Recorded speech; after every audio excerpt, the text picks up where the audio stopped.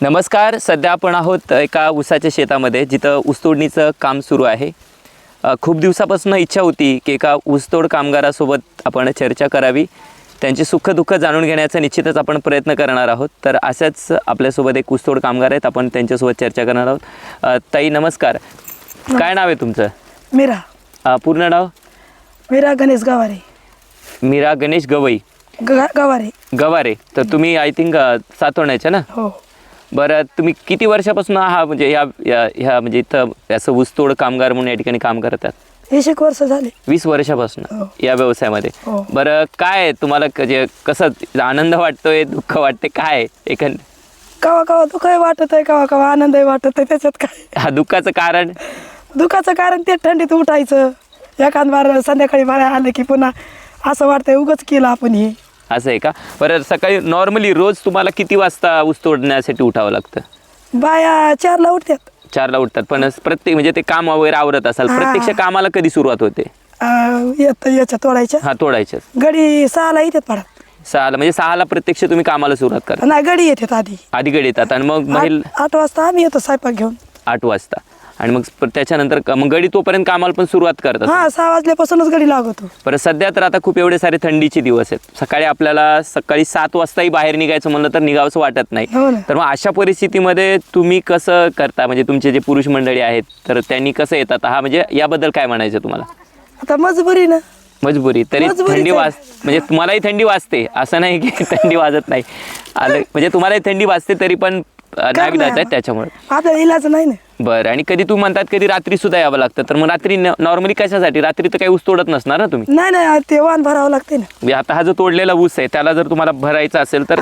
आता जर भरून गेलं तर मग रात्रीचं नाही भरायचं, पण हे भरून नाही गेलं ट्रॅक्टर तर मग संध्याकाळी येत ते. तर त्यावेळेस रात्री असलं तरी भरावं लागतं? भरावंच लागत. म्हणजे काय असो ते तुम्हाला आता जे सपोज रात्री मोस्टली साप असेल, विंचू असतील हा. किंवा आता बिबट्याचं सुद्धा भीतीचं वातावरण हो, वाटतं. आता तरी- तुम्ही तर शेतामध्येच राहतात, तर मग तुम्हाला भीती वाटत नाही का बिबट्याची? वाढते, पण आता ते इलाज नाही ना, मालकाचा आपण पैसा घेतलेला राहतोय ना. बरं बरं, मग मालक चाला म्हणल्यावर यावंच लागतंय ना. असं आहे का? आता दुसरी महत्त्वाची गोष्ट, गावाकडे सुद्धा आपलं तुम्हाला कामाच्या संधी आहेत. सपोज शेतामध्ये महिलांसाठी काम आहे, पुरुषांना सुद्धा रोजाने जाण्यासाठी कामं आहेत. मग अशा परिस्थितीमध्ये तुम्ही हेच का निवडलं असं माझं म्हणणं आहे? आपलं धकत नाही ना. म्हणजे आपले मोठे मोठे काम, कोणाला घर बांधायचं असतंय, कोणाला लग्न करायचं असतंय, म्हणजे मग तेवढी रक्कम आपल्याला कोणी देत नाही. 1-2 लाख रुपये एकाच वेळी 1-2 लाख रुपयाची जी रक्कम आहे ते तिथं भेटत नाही, म्हणून तुम्हाला नाईलाज असतो इकडे यावं लागतं. हा. असंच ना? हो.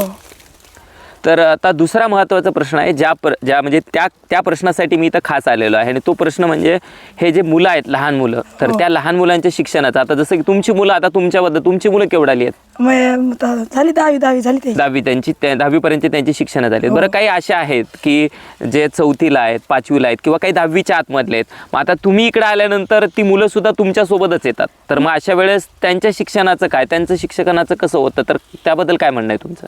आता दुःख होत आहे ना त्याचं, पण काय करावं, इलाज नाही ना त्याला. मग ते तिथं घरी ठेवता का तुम्ही त्यांना घेऊन येता सोबत? नाही, संगच घरी कोणापाशी ठेवणार, घरी कोणाच्या असतंय, कोणाच्या नसतंय. आणि असले बी तर म्हातारे माणसाचं त्याची त्यालाच आवरत नाही. अगदी आपल्या लेकराला कोण एवढं करून शाळेत पाठवणार, एवढं आवरून? अगदी बरोबर. म्हणजे सगळ्यात महत्त्वाचा प्रश्न असा आहे की सपोज तुमची इच्छा, बरं तुम्हाला वाटतं का की बाबा आम्ही हे काम करतोय, पण आमच्या मुलांच्या वाटेला हे काम येऊ नये आणि त्यांनी शिकावं असं मनात वाटतंय? वाटतंय. बरं, पण तुमचा नाईलाज आहे, त्याला तुम्ही काय करू शकत नाही.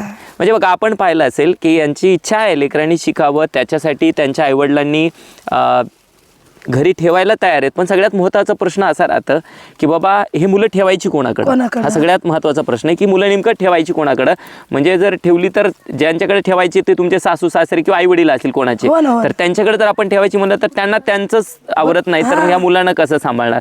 त्यातल्या त्यात खास करून मुलींच्या बाबतीमध्ये आपण मुलींना सोबतच ठेवावं लागेल की आपण घरी नाही ठेवू शकत. पोरीला तर जमतच नाही ना. हाच मग अशामध्ये सगळ्यात मोठा प्रश्न उपस्थित राहतो की हे जे ऊसतोड कामगार आहेत ह्यांच्या लेकराच्या शिक्षणाचं काय? ह्याच्यासाठी कोणीच पुढाकार घ्यायला तयार नाही की बाबा हा एक ज्वलंत प्रश्न आहे की ह्या ऊसतोड कामगाराची जी मुलं आहेत त्यांनाही इच्छा असतं, त्यांनाही असं वाटतं की आमच्या मुलांनी शिकावं, भविष्यामध्ये मोठं व्हावं आणि आमच्या वाट्याला हे जो दुःख आलं आहे, आमच्या वाट्याला ह्या जे त्रास आलेला आहे, हा त्रास या ठिकाणी आमच्या मुलाच्या वाट्याला येऊ नये हे मनातनं या ठिकाणी कुठेतरी वाटत असतं. परंतु त्यांचा नाईलाज आहे.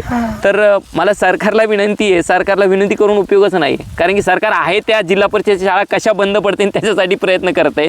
त्यामुळं हा जो खटाटोप मी करतोय या खटाटोपाचा सरकारवरती काही परिणाम पडणार नाही. पण जर सरकार मायबापांना आणि शिक्षण मंत्र्यांना सुद्धा विनंती आहे की तुमच्या मनामध्ये कुठंतरी वाटत असेल की बाबा ह्या गोरगरिबाची लेकरं सुद्धा शिकली पाहिजेत, हे त्यात काय ऊसतोड कामगार करायला काय तुम्ही काय श्रीमंत करा बरं, ज्यांच्याकडे 5-10 एकर शेती असं कोणी येतंय का कामासाठी? नाही. कोण असतात ही मोस्टली लोक? एक तुमचं ऑब्झर्वेशन, तुम्हाला काय वाटतं की ऊसतोड काम करण्यासाठी येणारी लोक कोण आहेत नेमकी? जास्त आमचे मातांग समाजाचे, बर लमानी, बर बुद्ध आणि काही म्हणजे ज्यांचं परिस्थिती नाजूक आहे असे प्रत्येक जण, अल्पभूधारक आणि ज्यांना जमीन कमी असे सगळे लोक. म्हणजे 2 एकरावाले येतात, 5 एकरावाले येत नाही. हा बरोबर. जर 5 एकर असेल तर त्यांना तिथं उत्पन्न निघतं, त्यांनी बोटावर बेस येणार पण नाही. आपल्याला एकर बी नाही ना. हा, ज्यांना जमीन नाही आहे तर असेच लोक मोस्टली असे येतात, जास्त येतात. असे जास्त येतात. आणि त्यातल्या त्यात ते लोक येतात की ज्यांना एकाच वेळी जास्त मोठी रक्कम असते. म्हणजे आता ही जी मोठी रक्कमची अपेक्षा मोस्टली कशासाठी असते? मुलीचं लग्न आणि घर ह्याच गोष्टीसाठी, किंवा आणखीन काही दुखण्यामुळे किंवा अन्य कोणत्या कारणामुळे जर कर्ज झालं असेल आणि ते फेडायचं असेल तर एका वेळी आपल्याला लाख रुपये 2 लाख रुपये हे मिळावे, त्यासाठीच आपण ह्या ऊसतोडचा पर्याय निवडला जातं. तर मूळ मुद्दा त्या विषयाकडे मी परत येतोय की बाबा शिक्षण या मुलांच्या म्हणजे या ऊसतोड कामगारांच्या मुलांच्या शिक्षणाचा खरंच खूप मोठा प्रश्न आहे. तर मी सरकारला सुद्धा विनंती करतो की आपण यांच्या लेकरांच्या शिक्षणासाठी काही करता आलं तर बघावं.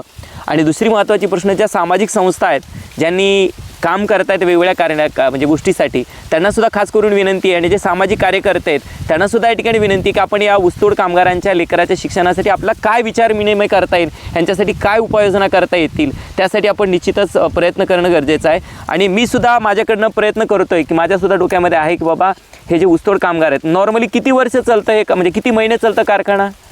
कधी 6 महिने चालतंय, कधी 5 महिने, सीजन नसतं तर 4 महिने. 4 महिने, पण नॉर्मली ॲव्हरेज मध्ये 5 महिने तर कारखाना चालतो. म्हणजे 5 महिने तेवढा वेळ ह्या मुलांचा शिक्षणापासून दूरच जातात. आता मला सांगा, पण ह्या मुलांच्या शिक्षणामध्ये कुठंतरी अडचण येतेच 100%, कारण की एक 6 महिने शिक्षक 9 महिने शाळा जर असेल त्यातले 6 महिने 5 महिने इकडे जातात, म्हणजे अर्ध्यापेक्षा जास्त कालखंड जातोय. म्हणजे निश्चितच त्या मुलांचं शैक्षणिक नुकसान म्हणजे शैक्षणिक लॉस त्याच्यामध्ये होतंय. निश्चितच मी सुद्धा यासाठी प्रयत्नशील आहे की या गोष्टीवरती आपल्याला काय करता येईल याच्यावरती मी सुद्धा विचार करतोय. आणि हा व्हिडिओ ज्यांच्यापर्यंत पोहोचत असेल तर माझ्या सर्व महाराष्ट्रातील तमाम जनतेला सुद्धा विनंती आहे की तुमच्या मनामध्ये या ऊसतोड कामगारांच्या लेकरांच्या शिक्षणासाठी आपल्याला काय करता येईल यासाठी आपण सर्वांनी, तुमच्याकडे काही सजेशन्स असतील तर प्लीज आपण ते कमेंट बॉक्समध्ये या ठिकाणी मेन्शन करू शकतात.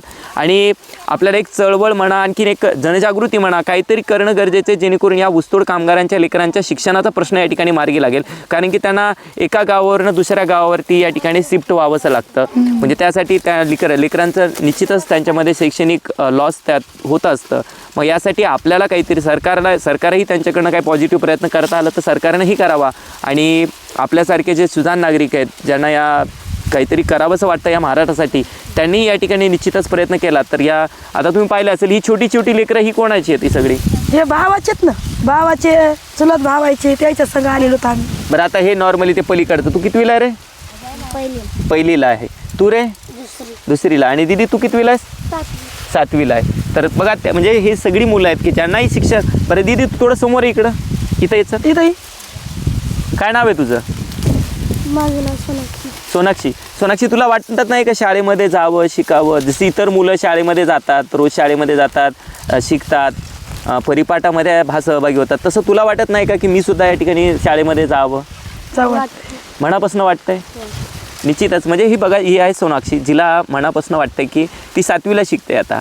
म्हणजे पुढच्या वर्षी त्या ठिकाणी ती 8वीला असेल, ज्याच्यासाठी NMS असेल किंवा आणखीन खूप साऱ्या स्पर्धा परीक्षा आहेत. यावर्षी सरकारने सुद्धा 7वीसाठी स्कॉलरशिपची परीक्षा आणली. पण सोनाक्षी ह्या म्हणजे ऊसतोडत असता म्हणजे वडिलाला हेल्प करते ती, म्हणजे आई वडिलांना या ठिकाणी ती मदत करत असते. आई वडिलांना. आणि पुन्हा दुसरी महत्वाची गोष्ट, यांनी तिथं घरी कोणाकडे ठेवणार? आजी आजोबा पण नाही आहेत का? वारले तिचे आजोबा. आजी मग त्याच्यामुळे इथं ठेवायचं कोणाला, हा सगळ्यात मोठा प्रश्न आहे. म्हणजे सोनाक्षीची सुद्धा इच्छा आहे की मी शाळेमध्ये शिकावं आणि यावर्षी जी 7वीची स्पर्धा परीक्षा होणार आहे, स्कॉलरशिपची परीक्षा, ती सुद्धा द्यावी ही तिला अंतःकरणात वाटतंय, परंतु परिस्थिती तशी नाही आहे. तर निश्चितच आपण सर्वांनी मिळून या ठिकाणी या ऊसतोड कामगारांच्या लेकरांच्या प्रश्नासाठी म्हणजे शिक्षणाच्या प्रश्नासाठी आपण निश्चित सर्वांनी काम करावं.